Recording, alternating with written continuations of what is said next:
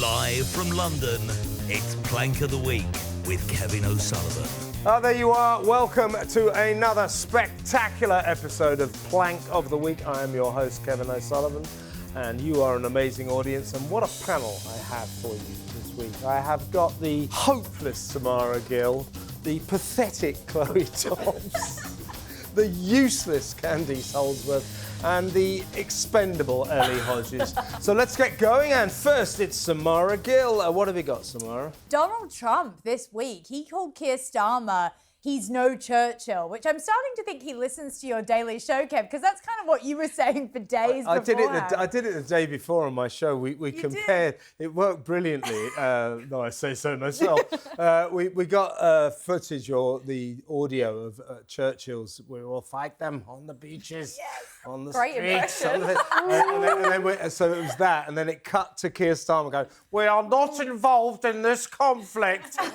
God. You're right. I mean, when he came out with that, I was thinking, yeah, he's been listening to Kevin O'Sullivan, because it's true. I mean, Starmer is the plank of the decade at this point. He has been the worst prime minister, and he's totally being shown up right now while World War III is impending with Iran. Yeah, and can we all please now, I never bought into it anyway, let's stop saying Starmer is the Trump whisperer. He's done so brilliantly in maintaining the special relationship. He's completely screwed it. And here is Trump confirming that. This is not the age of Churchill. I will say the UK has been very, very uncooperative with that stupid island that they have, that they gave away and took a 100-year lease. The UK, what they're doing with energy and what they're doing with immigration is horrible. I'll tell you what, Candice, every time Donald Trump sort of takes down Britain and explains everything that's wrong with it, you just sit there going, yep, he's got our number, hasn't he? Yes, I was just about to say that. The US know exactly what's going on. They are not fooled. They have brilliant intelligence. They know everything that's going wrong with us at the moment. And it frustrates me so much. You know, we've got a US administration that actually loves Britain. They're Anglophiles. Marco Rubio just did a speech 2 weeks ago saying how much they want to be close to Britain, how much they want to be close to Europe. They want to make us great again with America. And you've just got this class, this political elite of woke leftists who are just frittering the opportunity away. Exactly right. He kept going back to the Churchill thing. He said, yeah, it's not Churchill we're dealing with here. Exactly. I mean, Starmer's an embarrassment, isn't he, Ellie? Yeah, absolutely he is. And I think that, as you said, Trump definitely knows what he's talking about there, and everyone watched that and just thought, yeah, he's bang on. But I do think if you compare Keir Starmer to other leaders we've had, look at Churchill, look at Thatcher. Even if you disagree with Thatcher, for example, you know that she had conviction. Which I didn't. You know what she believed in, and you know what she stood on. And I think that that's what we're missing from Keir Starmer. And everyone knows he went into government having no vision whatsoever. And what about Chloe? This enormous humiliation of the fact that Starmer has reduced this once great naval nation to a country that needs foreign navies to defend its airbase in Cyprus. We haven't got anybody there. The French started off defending us, French warships. Now Greek frigates are defending us, and somehow or other we might get a naval vessel, HMS Dragon, there by about next April. It's unbelievable, isn't it? I mean, it's absolutely embarrassing, and we have been complacent for so long because we haven't really been involved in a proper war for such a long period of time. Most living people today in Britain, they haven't lived through a proper war, and so that fear isn't there. And so we've allowed, in politics to have this short-termism. We're always so focused on day-to-day spending. How can we woo voters with, another big splash on benefits rather than actually investing in our military? And the Navy and the military has been completely crumbling. We've given, all of our useful weaponry. We've handed it all to Ukraine, which may have helped them. But, I mean, we've got to look after ourselves as well. And then we've got the Russians saying, we're not scared of the UK at all because they can't even stop a rubber dinghy arriving on our shores. And I don't agree with Putin on many things, but, I mean, on that he was absolutely right. Yeah, if we ever actually end up invaded on our own soil, I mean, we'll be done for. Yeah, how has he sunk this country so low, Samara? I mean, I think it's been a dual effort between him and Rachel Reeves, because I actually think if war broke out tomorrow, which it actually kind of has, we would be broke. And we are already. We'd be too broke to actually fund anything. You see America with their massive power. They've been strengthening their military for years under Trump, you know, pushing that 2% even with NATO. Trump's upset because no one else has come to the table. We have completely fallen off the edge. And also that Starmer can appease the Ayatollah, or the now dead Ayatollah, it seems. I mean, he was at an iftar event last night, which I'm sure we'll get into on the show. It's ludicrous. Yeah, he's a moral coward. Every time he is confronted by a harsh reality, shall we say, for example, America and Israel bombing the hell out of Tehran, he disappears into his international law books. And there's more. And that actually is his way of deflecting from the decisions he should be making. So all he says is, the international law may have been broken here. And his mate, Jiminy Cricket, Richard Hermer, the Attorney General, says international law has been broken. Nobody knows what international law is. Nobody really cares. International law is anything you want it to be. So fairly soon, the Iranian lawyers will say, look, they've broken international law. And then the American and the Israeli international lawyers will say, no, we haven't, and nothing will happen. International law that our Prime Minister worships like a sacred god is an utter waste of space. And on that bombshell, let's move on. Chloe, what have you got? Shabana Mahmood is my plank nomination. She is, of course, our Home Secretary, who keeps on telling us... Don't like her hair much, do you? He keeps on telling us that she's getting serious about stopping the boats and sorting out migration. But yet again, they've given us another policy that isn't going to stop any boats from coming across, which is the thing that people really care about the most at the moment. They're still focused on trying to get people who are, for example, visa overstayers, like Vietnamese nail workers, to leave the UK so they can boast about some numbers they've kicked out. And the way they're thinking of doing so is by offering them even more money. I mean, it just shows how 30,000 quid each? Labour really don't have their finger on the pulse as to... 30,000 quid, some of them. Potentially up to... Well, she's basically not ruled out it going up to 30,000. 30,000 quid. At the moment, we've got some people, like, for example, like Romanian drug dealers, for example, being handed $3,000 each to leave the UK. But apparently... I don't think they should be made to leave the UK because they're performing a very useful service. They're going voluntarily. Look, I mean, Shabana's I mean, you know, we got drug addicts. They need drugs. You know, we can't kick out the dealers. That would be madness, wouldn't it? I wouldn't put it past her, though, the 30 grand figure. I mean, we know that she gave Hadush Kabutu, who was that convicted pedo sex offender, a year's worth of income in Ethiopia to get on the plane. I mean, this woman really doesn't play by the rules. Well, the thing is, she thinks her logic to this is, her justification when she refused to rule out handing them 30 grand was, well, it costs us 53 grand a year per head to keep them in a migrant hotel, so surely this is the better option. And I get that logic, but that is not going to go down well at all with voters who would, I mean, I would do anything to be handed 30 grand for free by the government, let alone to be handed that when I'm in the country illegally. That will infuriate the taxpayer. Absolutely. The standard issue amount that migrants get given to leave the country is like £3,000. And then they're also given a sort of Home Office credit card. And when they turn up in wherever we're deporting them to, they can get money out on that for a while to help them get by. So you're right, it's bribery. And they say, well, look, that does work out cheaper than them staying here. But I think it's the same as the foreign ships defending our airbase in Cyprus. It's embarrassing, it's humiliating that the best our government can manage is to go up to illegal migrants who broke into this country illegally and say, pretty please, can you leave? Here's some money. It's pathetic. It's a good business deal. It only costs about 1,500 to 3 grand to come over. So you're actually making money if you're one of these illegal migrants with a bit of chutzpah. And some of them might go round in circles. They might leave and get the 30 grand and hop on another boat, get rid of that passport, get a new identity, and then do it all again. I think there are migrants doing that. But Russia, Chloe, Russia have got a good system for their migrants. What's going on there? Oh, yeah, so what Russia are doing, whilst making fun of us for not being able to stop any rubber dinghies arriving, saying they're not scared of us. Well, they've got a point. They are believed to be building underground tunnels to funnel migrants into Europe.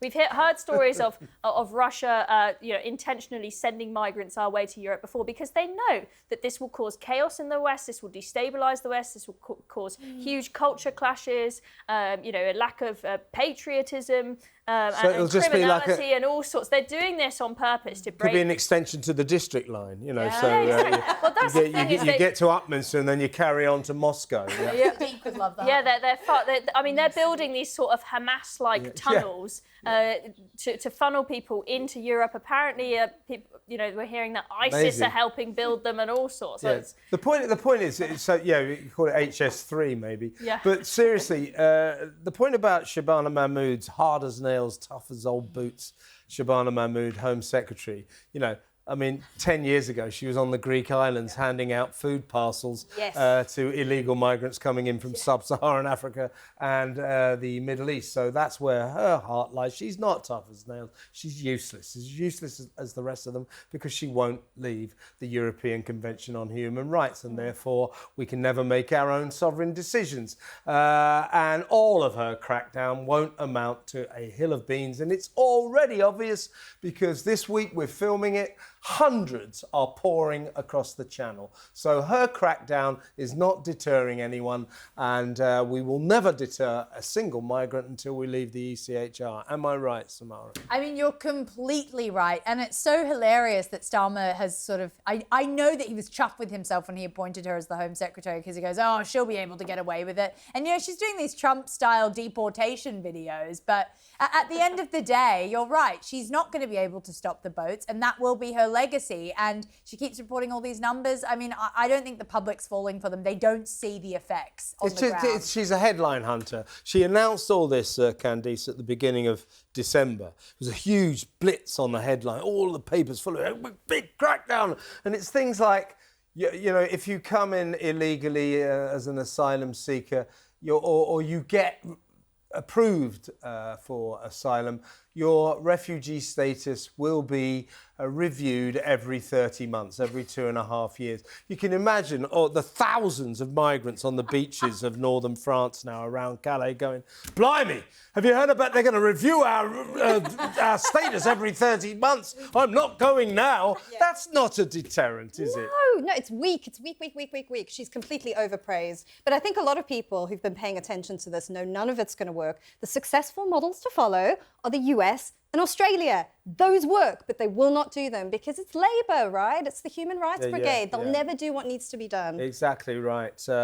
Candice, you can make the next nomination. Oh, yeah. Who would you like to put up for the prestigious honour of Plank of the Week? Well, it's Hannah Spencer. Oh, she wins. Show over. I want to vomit. Is, Green Goblin Hannah, with Green Goblin Zach, David Paulden there. What a couple of geeks. Yeah, well, she's the local plumber, you know. And but she's a lawbreaker. She's a local plumber. Yeah, got £1 million worth of property.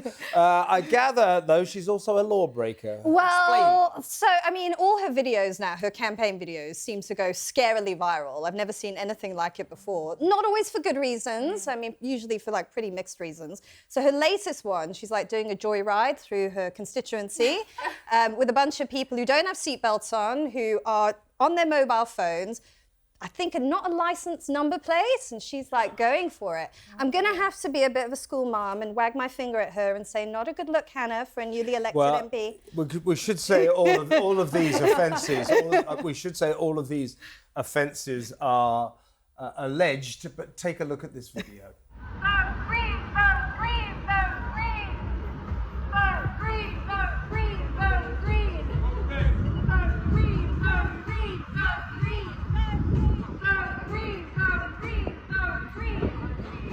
And she is a representative of the people. She is now an MP. And here is Hannah on the campaign trail. The Green Party is where the party's at. And look at this. Vote Hannah Spencer! Vote Hannah Spencer! Vote Hannah Spencer! Do you know what's funny about this? Is all these Muslims who voted, because Hannah was speaking to them in Urdu, these great Urdu speeches. They go, oh, brilliant, yeah, they're going to support Gaza, free Palestine, yeah, brilliant, let's vote for them. They're now actually going, hang on a second, what, they're big on trans rights and gay rights, and so the Muslims are now going off the Greens now that they've looked at the small print. It's amazing. Well, we discussed this actually, where we were on your show. We were talking about Urdu, and everyone was upset about that Urdu ad that she put out. I actually think that the conservative sides should have put out ads in Urdu saying, "Look at what they advocate for: LGBTQ, trans. They want to change your son into a girl." And that's what they should have been doing. They were deliberately keeping all of that out of the leaflets that were sent out in Urdu. They were. Deliberately, because they knew that they would be going to the Muslim voters, and they know that, as you said, the trans stuff, the gay stuff, all of this wouldn't go down well with the Muslims. I mean, I think they didn't know what they were voting for. Exactly. Muslims aren't too keen on legalising crack and heroin either. They're definitely not voting on the basis of environmental policies. That's the Greens, Zach and Hannah and the gang never mentioned the environment. They need to rename it. I'm grateful to them for that, but they call themselves a Green Party. Why don't they talk about green issues? I still think there is a small section of voters, though, that do think the Greens are still just an environmental party and that they just care about the environment. When in reality, in Hannah Spencer's speech when she won the election, she mentioned the climate once, just in passing. I'm surprised she mentioned it that many times. Exactly. Zach Polanski, old hypnotits, never, ever mentions them. Muffin Ali, who was in that dancing video with her there, where was he the day after Trump pro-Iran. He was. He was on the pro-IRGC anti-Trump march, supporting what should be a proscribed terror organisation in this country. This is the leadership who have exported terror around the world, funded it in Hamas, Hezbollah, all of these proxies, right? And he's out there supporting him. That is the co-deputy leader of the Green Party, dancing with Hannah Spencer. His wife wears a niqab. I mean, it's just hilarious where they've got this pro-female wing and they're talking about women's rights. I mean, there's no women's rights. And they're trying out progressive, and in reality, they're the complete opposite. But he's been asked about this, Muffin Ali. What do you think about all these social progressive issues? And he says there's Muffin Ali, the politician, and there's Muffin Ali, the religious man. Oh, God. And he separates it. And he's very shrewd. He knows what he's doing. Muffin Ali, the massive, great dork. That as well. That's one way to put it. The A-grade world-class idiot. Allahu Akbar. Oh my God. I mean, seriously. But this guy's. We know where his sympathies lie. Oh yeah. And Zach and Hannah and the gang, they just caught that vote. Oh, pro-Palestine, Gaza. And the worrying thing is it succeeded. And with a lot of family voting. You can't. Well, you can't. We always used to tolerate family voting. Suddenly, it's a big issue. But you can't complain about them campaigning in Urdu. If we make people who can't, which we do in this country, we allow people who can't speak English to become British citizens. Therefore, they can vote. You can't blame parties for campaigning to them in their native language. So what we should do. It's not about banning foreign languages in political campaigns. We should ban people who can't speak English from becoming British citizens. It's not rocket science. Ellie, it is your turn. We're still with the Greens, I gather. We're still with the Green Party. The Greens are getting a right bucket full, aren't they? So much havoc recently. But this is a bit of a more serious one. So the Green Party have decided they'd like to appoint a new spin doctor. I don't think they really need it. I think they just go out saying, we're pro-Palestine and that's all they need to do. So, but she has actually denied that women were raped in the 7th of October attacks. There she is, Abi. And she said that there's no Israeli women who said that she's been raped by militants on October 7th. And do you know why? That's because the majority of the people that have been raped, unfortunately, aren't even alive anymore. So I think it's so insensitive for her to say that. And they're clearly doing this to pander to the Muslim vote. And now we're seeing Keir Starmer doing that as well. I know you mentioned last night his iftar celebrations, where he stood there and he went, just letting everyone know, we haven't been involved in the Iran attacks. We also are recognising Palestine, just to let you know, and a round of applause. And I think, Keir Starmer needs to give up now thinking he's got the Muslim vote, because he clearly doesn't. Yeah, that's what's funny, isn't it? That he is cravenly desperately courting the Muslim vote, and it looks he's already lost it to the Greens, right? He's despotic in how he operates, because when you look at how he's taking the votes and his power so seriously, and not taking what the Oval Office is saying about him with the same type of weight, it is very scary times, actually. In terms of Abi Wilkinson, the Greens' new spin doctor, when she's declared that there's no evidence that any women were raped in the October the 7th atrocity, there's tons of evidence they were. I mean, Hamas filmed it themselves on their pages. They were so proud of the disgusting thing that they had done. I mean, the Green Party clearly have a really big issue with extremism, but I think they don't even care. They don't care that they do it, and they won't address it because they know that that's where their votes are coming from. But I know you mentioned it earlier, the dynamics of the Green Party are so bizarre when you think of it. I mean, I'd love to go to one of their party conferences and see the mix of people. I'd love to not go to one. It is very, very weird that you have, pro-trans people and then extreme Muslims supporting the same party. But that's what happened in Iran. You have the woke left and the Islamists, they make an alliance until the Islamists end up destroying the woke left. So it's going to be interesting to see what happens in the Green Party. It's like Iran, where the Islamists end up completely taking over the party and they kick out. Here's the thing that really ticks me off about Zach Polanski. He's so progressive, he's so modern, cutting edge. He's not. He's a throwback to the 1960s. He's like an old-fashioned 1960s rebel without a cause. It's as simple as that. He's not modern. He's very, very old-fashioned. And let's hope he dies out very soon. Let's go to break.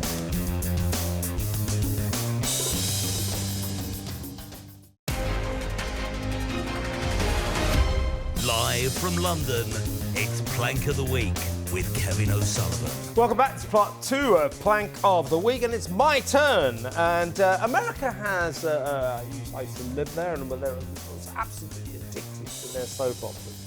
Actually, I wasn't, but they were funny to watch sometimes. You had to think of The Bold and the Beautiful, The Days of Our Lives. The Days of Our Lives used to start with, as sand through the hourglass. These are the days of our life in General Hospital. But you know what America's... Loving the impressions today. But you know what America's favourite soap opera is? It's The Clintons, Bill and Hill. What a week they've had. So they've both been ordered, they were both ordered to give their depositions to Congress as Congress investigates the Epstein scandal.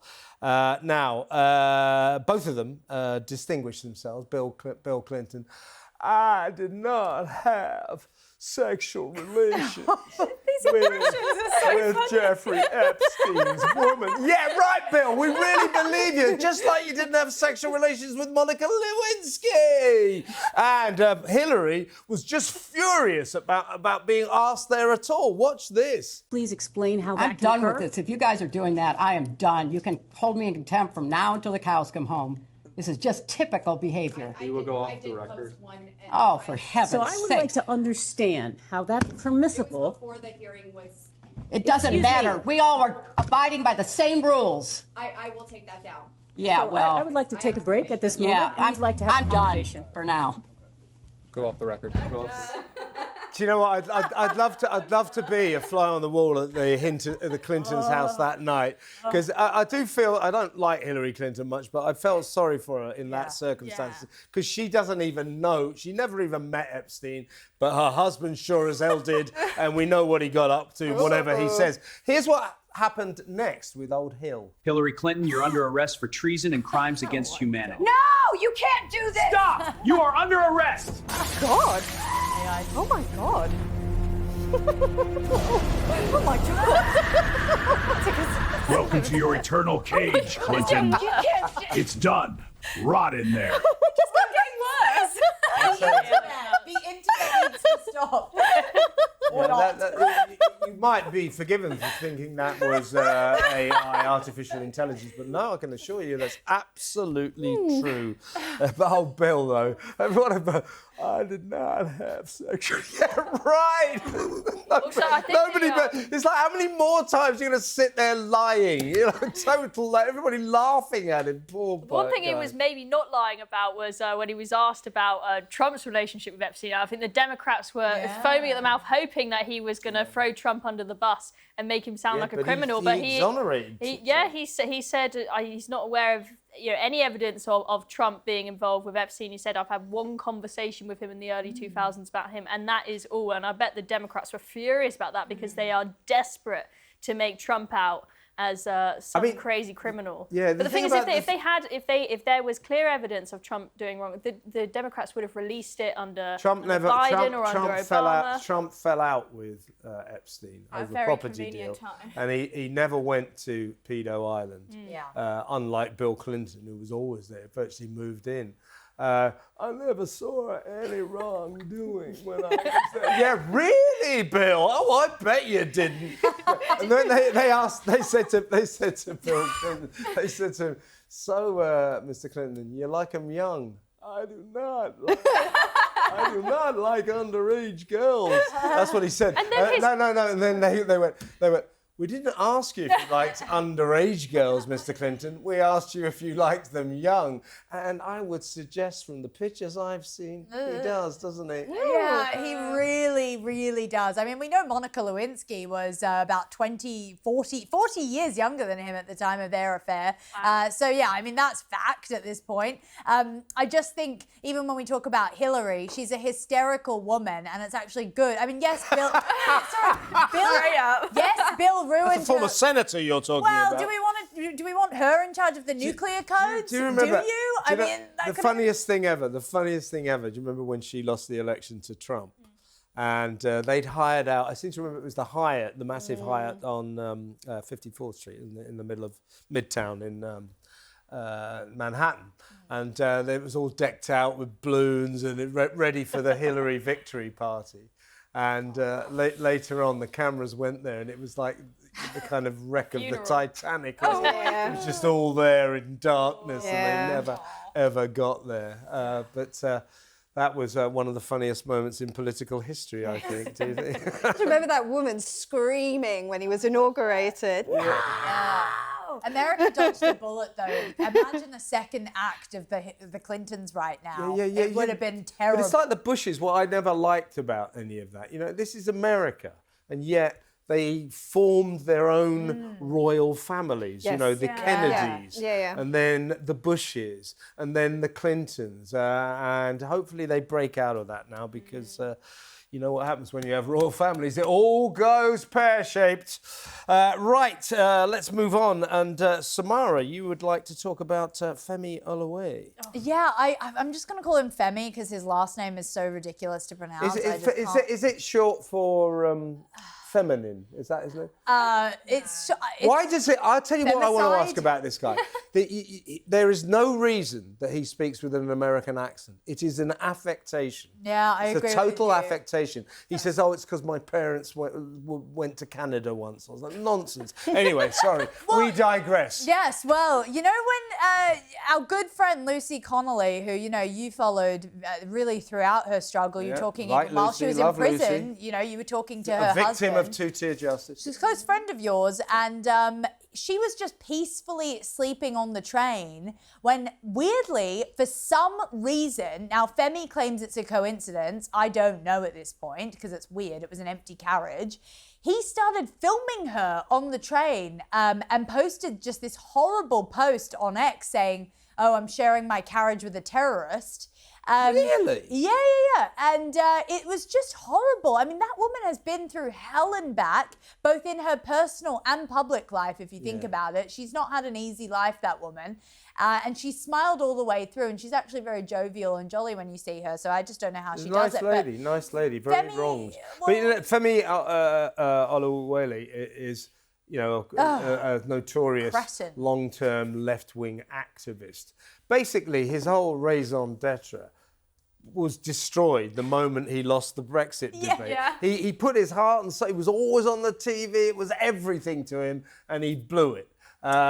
He's an idiot. one-trick pony. Should we have a look at Femi stalking Lucy? She didn't even know who he was, and she just thought he was Yeah. some weirdo filming her, which That's quite humbling for him. I'm glad. Yeah, but he's launched a tirade of abuse online at her. I mean, this is what? I should stress he's allegedly stalking Lucy, but he's been reported to the police for that. And what he did then, what he always does, because he's lost the attention that he attracted during the Brexit debate, because he was always on the telly, he was on Question Time and everything, all the panel shows. He's lost that attention, and now what he tries to do is create pylons on social media, and that's what he's doing. That's the last refuge, right? Tries to sound more and more extreme. If someone did that to him, I bet he would be up in arms. He'd like it. He'd like it. He'd like it. But he would cause a massive, thing about it because he'd want the He'd probably attention. sue us for I think dissing him on this show. Well, he's threatening Lucy at this point. He's like, oh, she won't take me to court because she is a terrorist, and that'll confirm it. So he's just an evil, vile human being. And I Did don't he actually call her a terrorist? Yeah, I said it on I mean, you can see it on that video. Yeah, and I don't Just think it's nonsense. appropriate to film women in public without their permission. I just do Absolutely. not agree with it, especially Lucy. And So I'll tell you what I don't think it's appropriate is to call someone who's not a terrorist. well, there's That's that. ridiculous. Yeah. So, I mean, that's what I hate is this constant name calling. I think if you're going to call someone a terrorist, a racist, a fascist, all these words that we hear all the time, that should be used very sparingly with a lot of evidence. But actually, all the left do is they just throw those words around left, right, and centre. and they maintain that they be kind. Oh, yes. They're the most vicious when they're people ever. demonising It people. cheapens the word though as well, because then when someone actually is racist or there is actually a terrorist, it's just we hear that all the taken time. seriously. Yeah. Yeah. Well, it's the boy who cried wolf, absolutely. Exactly. Yeah. Femi Oluwole. I mean, as I say, he's got this American accent, so I figured he must have been strange. born in That's America bizarre. or something. And he comes from somewhere like sort of Barnsley or something like that. And he says it's because one of his parents or something came from Canada. His American accent is an utter... I have an American mother and I've got a British accent. Well, I do leave the house. If I was locked indoors and was only allowed to communicate with my mother, that would be one thing. But Well, it's an utter affectation. I mean, I lived in the States for 10 years. I came back sounding more British than when I went there, which wasn't hard. Right, let's move on. And Chloe, you've got an unusual one. Jim Carrey. Jim Carrey, yes. He has been at an awards ceremony and people were quite shocked to see him there, not looking quite like himself. So There he is. There he is. He's clearly been watching too much Keeping Up with the Kardashians and has been inspired to get some plastic surgery, maybe taking a trip to Turkey, I don't know. But he looks nothing like himself. He's clearly gone and got some facelift and filled his face with filler. And he looks so different that people are, not jokingly, but seriously saying online, that's not Jim Carrey. That is a clone at the awards ceremony. People are saying that is not him. Have a look at this. I wrote it and I researched it and I practiced it like crazy. But, it's... then I watched everybody, talking 1,000 miles an hour up there, receiving their awards, and I was like, I'm dead. And I made mistakes, and I was like a novice, but I felt a lot of love.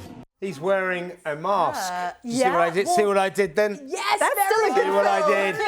That's why I get the big bucks, everyone. It's really sad though, because he used to be known for his crazy facial expressions, and now he can't even express himself. He's fallen to the Hollywood doctrine. I mean, you couldn't recognise barely any of the celebrities at that event. They were all on Ozempic. They were all totally sort of skeletal with how they were presenting themselves. It was horrible. Especially with women, all of the faces look exactly the same. Yes. It's like there's only one person that does the Botox in Hollywood. Hey, by the way, talking of the jab and all that, what the hell is going on with Kelly Osbourne? Walking Dead. I think it's to do with her dad, though. That's what her mum said. So sad. She's so grief-stricken she can't stop injecting No, herself she's not with Ozempic. eating, apparently. She's very skinny. She's not eating. Yeah. I do think she's dealing with the grief, but it's horrible how it's manifested in definitely. for her. Sharon's looking a bit better. I mean, she she was very I love Sharon. skeletal. Yeah. Yeah, she's a friend of mine. I like old Sharon. There's just so much pressure in the celebrity world to look perfect, and then ironically they end up making themselves often look uglier with all this surgery and Ozempic. I mean, Ariana Grande and her friend Cynthia look like they're on death's door. God, that was weird. And she's like, I don't know what is going on the set of Wicked, but beautiful girls have been turned into little skeletons that look like they've got a week to live. Anyway, I've just got to go off and take my Monjero jab, so we better go to a break.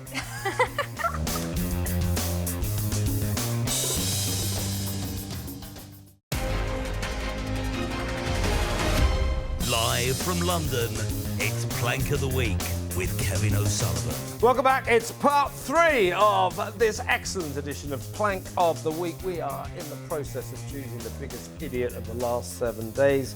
And the next nomination comes from you, Candice. Oh, this is going to frustrate people and make them so angry. So the Telegraph had a story this week that loads of junior doctors are trying to get off working the night shift at hospitals, claiming they have dyslexia, ADHD, various disabilities. Well, they should know. They're diagnosing themselves, obviously. But if you've had the misfortune of having to stay overnight or at a hospital or a long stay, you know that the nights are the Wild West. There is no one around. It is the worst time. People are really, really ill. When I was, I had meningitis like 2 years ago. The night shift, it was a nightmare. Like, everyone's in pain, everyone's anxious, no one comes to see you. No one wants to work the night shift. It's the worst. It's so frustrating because people are really suffering, actually, and these guys just don't care. They don't care. And of course, they're fully supported by the BMA. It's ridiculous. The ADHD thing as well. Surely if they have ADHD, they have more energy, they can do the night shift. Exactly.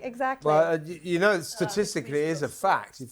If you get sick and you have to go to hospital, statistically, you have a massively bigger chance of dying if it's at the weekend because there aren't many doctors at the hospital. It's statistical fact. Get chronically sick at the weekend, you're far more likely to die on Saturday and Sunday than you are for the rest of the week. That's good, isn't it? What a fun fact. Yeah, I know. It's like if you broke Fun fact. Yeah, exactly. You snap the You NHS. should go late night partying on a Monday or a Tuesday then, because if you end up in some sort of drunken car crash or ending up needing a stomach pump, you're not going to get any luck on the weekend. But it's costing a lot, all this neurodiversity stuff. Seriously, it's costing us big time. Do we think, and I think, that doctors should be banned from striking? I cannot believe that in this country, in Britain, we allow doctors to go on strike, and as a complete fact, as a complete result of that, people die. Yes. So we allow in this country people to die, human beings to die on the altar of industrial action by doctors. Now, if you're in the army or the police or the prison service, you're not allowed to go on strike for obvious reasons. Now, if any of those services go on strike, people don't automatically die, but quite rightly, we ban them from striking. Doctors, if they go on strike, people die, but we allow them to go on to withdraw their labour. It's unbelievable, isn't it? It really is. It should be like the army and other the police as well. It really should be. Being a doctor is not a lifestyle choice, but unfortunately for some of these junior doctors, it seems like it is. They were promised so many different gimmicks and gifts, and you've got Wes Streeting, who's like a fairy godfather to them, waving his magic wand and giving them any pay rise they want. It is really scary in terms of how the NHS is being conducted at the moment. It's had more money than it's ever had, yet, you know, we're pandering to people with ADHD. And the problem is as well, this is for like pretty much every concept in life. If you give someone a little bit, they always want more. And that's exactly what happens with strikes. And you said about how much money we're putting into the NHS. And I think now everyone knows it doesn't need more money, it just needs completely changing and it needs to be restructured. Yeah, privatise it, that's been my idea. Yeah, I agree. Let's Australia does privatise that. it, yeah. Have the American system. Works well. What do you think, Chloe? No, I mean, but this is the thing. Whenever Don't say no. It's funny. But on this show, I have called for drug dealers not to be deported because they perform such a vital service, and now I'm saying privatise the NHS. But the thing is, you don't get this on other shows. You don't get this on the BBC, do you? most people, where you dare question their holy religion, that is the NHS, they immediately think, oh, the only other alternative is the mess that is the US system, so we can't possibly tinker with it in any way whatsoever, even though there are loads of other countries, and not exactly right-wing countries. We're talking about, we've got like Norway, Denmark, etc., who have social health insurance systems where everyone is required to be insured.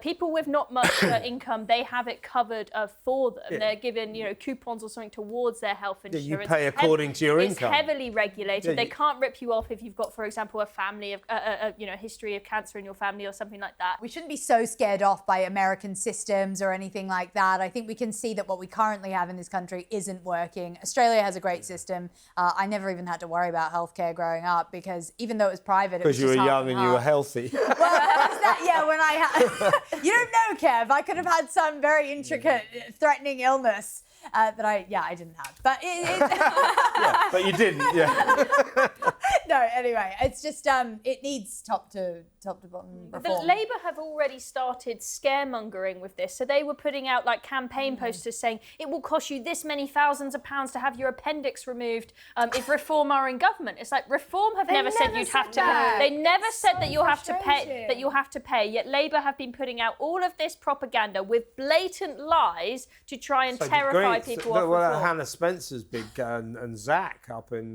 Gorton and Denton. Their campaign, part of their campaign was, we will save your NHS from privatisation. It is really Who is it that is going? Who is it that these lefties? Oh, they're going to. Who is it that's going to privatise the NHS? It's not the Tories. It's not Reform UK. They're creating false villains, aren't they? It's very much nursery. They're sort of Grimm's fairy tale fake villains. Nasty people that are going to privatise. He needs his teeth done privately or publicly to get it sorted, and maybe he can throw in a boob enlargement. I told you the thing about Zach Polanski. I was watching him on the TV the other day. Couldn't find the remote to switch him off. But seriously, and he was asked about his lousy teeth.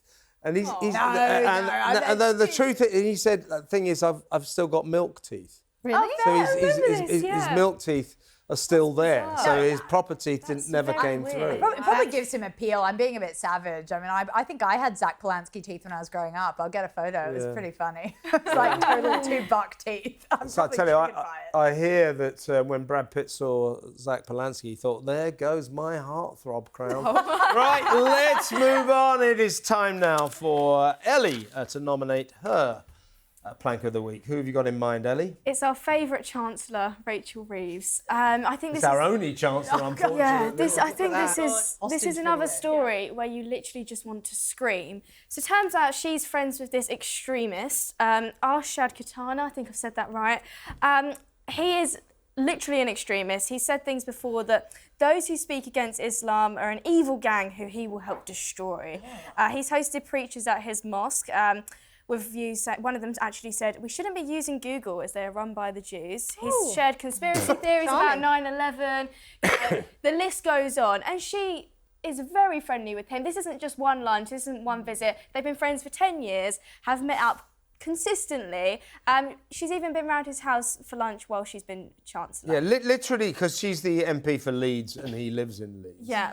And this was revealed by the Reform Party. Yeah. And literally just days before, she'd been round for Sunday lunch, apparently. And there's a video with him, and she literally looks like she's being held hostage. Yeah. And I'm not even being dramatic She here. looks like she loves it. It properly not looks being like held a hostage. hostage That's video. her best friend.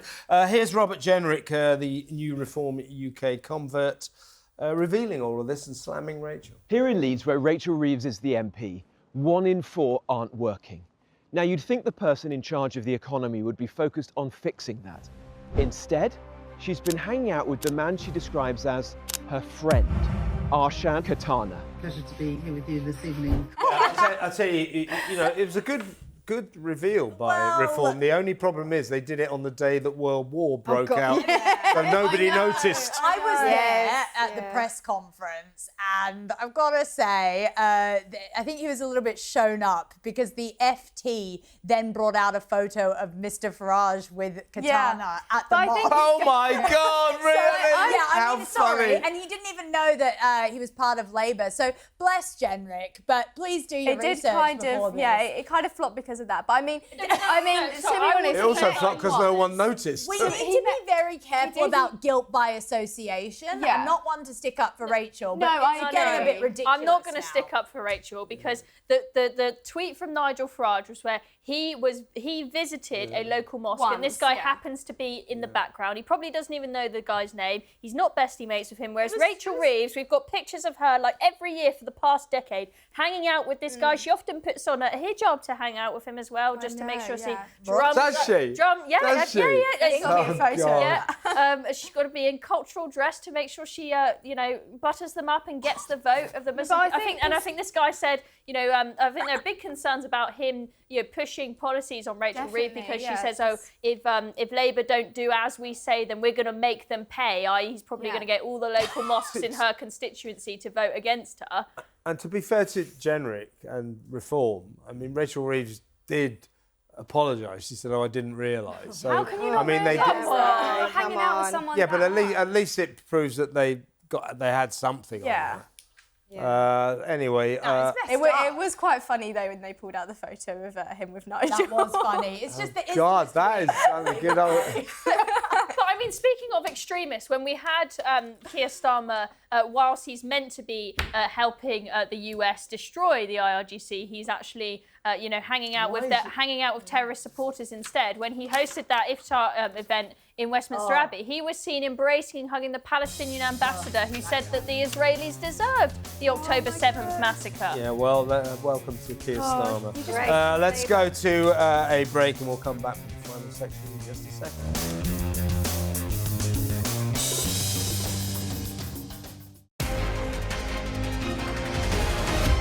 Live from London, it's Plank of the Week with Kevin O'Sullivan. Welcome back. This is part 4, the final section of this excellent edition of Plank of the Week, and it's my turn to nominate the final possible Plank of the Week. And is this the BBC or is this Kaye Adams? I'm not really sure. I think I'll nominate the BBC on this. They have fired Kaye Adams, the veteran loose woman, after, I think she did about 15 years as the host of a radio show, BBC radio show in Scotland, which she got 150 grand a year for. And she's been investigated and fired after being found guilty of inappropriate behaviour. And that was apparently that she bullied staff, humiliated them, shouted at them.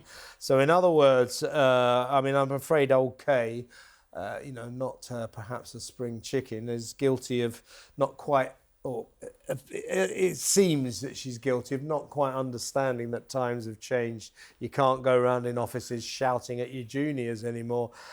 So loose woman is on the loose. She's lost her job. I would have fired her for being absolutely unacceptably boring, but that's just me. Oh yeah, shouting at staff members. That's something you never do, Kev. Me? What are you talking about? Yeah, no, I'm joking. I think this is, come on. I mean, she's just a subject of kind of, I guess, she can't handle her own medicine in that way, because she was quite left-wing, if I remember correctly. Loose women has just become completely woke. That's I mean, irrelevant. the only kind of, based person on there was, I can't remember her second name, Jane. What's her second name? Jane McDonald? That's it, yeah. I've never even watched it. Yeah. It's stat on a Oh, sometimes loose women is I've been on it. This is way better. You've been on it? No way. I've been You on were at least women. They used to have token blokes on it sometimes. I was on it Get once. enough women. How did that go down? I was really, I'll tell you when it was quite good. Carol McGiffin was brilliant. Yeah. She's a good friend of mine, Carol. It used to be such a flagship show, something I'd always tune into, just like The View, but it's totally gone downhill because it's been corrupted by sort of a woke mindset. Very woke. I did her show a few times on BBC Radio Scotland, and it's so true. It's so boring. Like, you all kind of agree with each other and you speak very politely. It's and BBC for you. Yeah. Yeah, it's like Yeah. there's nothing. You wouldn't have a shouting match. Yeah. No, and that's what I was prepared It is always for. nice though to see. Like, I don't know if this woman is guilty or not guilty of these, accusations of bullying and whatnot that have led to her leaving her job. But it is quite often that you find that these, do-gooder lefties who on camera are like, oh, kindness, Yes, open you're so borders. right. We open Ellen our arms to DeGeneres. everyone that Ellen wants DeGeneres. And then behind closed doors, Yeah. they are absolutely horrible, vile human beings. Yeah. Well, I mean, Loose Women now, they only have I think it's like 2 shows a month or something. Woke They've had to women. go down so much in terms of how many episodes they do. No audience anymore, just because, go woke, go broke. Yeah. Well, look, loose women. Yeah, this is way better. a much better one. We'll take all of their once audience again, that I'm the tuned out. token guy, So. Right, it's time to pick the winner, and excellent nominations from everyone, of course. Actually, I think this might be the second time in a row I've chosen myself. But I am going to do it because I think you'll agree, Hillary Clinton certainly deserves to be this week's plank of the week. Amazing. And on that bombshell, thank you very much to Samara Gill, Chloe Dobbs, Candice Holdsworth and Ellie Hodges. So let's say goodbye and thank you very much for tuning in. And we expect you to join us same time, same place next week for another edition of Plank of the Week. Bye now.